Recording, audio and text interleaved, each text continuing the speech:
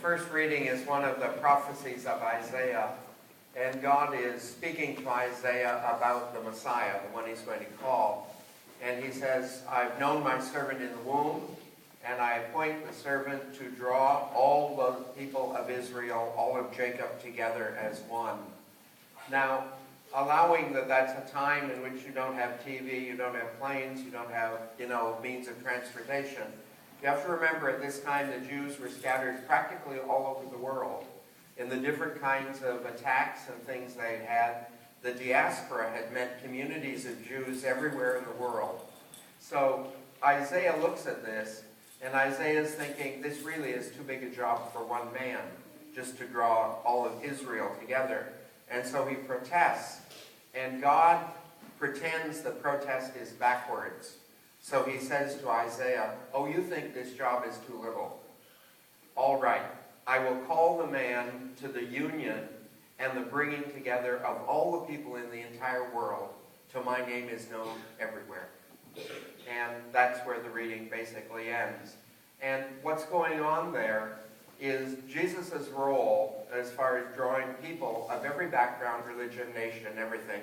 That's why we're called Catholics, as the universality of the church. His job to do all of that was right there from the beginning.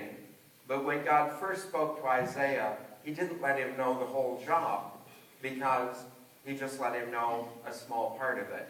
And even that sounded too big. So God says, you think that's big? This is what he's going to be doing. And I oftentimes think that's true in people's lives. I think that God only reveals to us as much as we can kind of take. And by take, I mean sort of as much as we can process.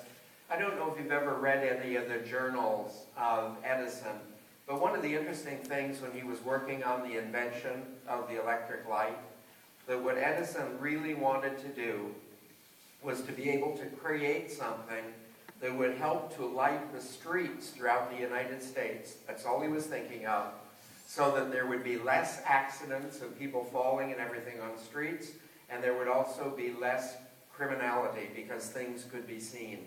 And he thought this dream was too big because obviously you have to first of all invent the light, then you have to figure out a way to get electricity all over the country. And so he thought this was a grand dream. And wouldn't you just love to take Edison by the hand today and say, you thought that was a grand dream? Take him down the center street to Las Vegas. Let him see what a light is, And the fact is, I think that's true of every human being on the face of the earth.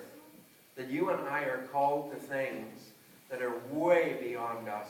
And you and I have little increments we contribute to them. And they seem insignificant. But without them, these things wouldn't happen. And God can only kind of let us know about as much as we would tolerate.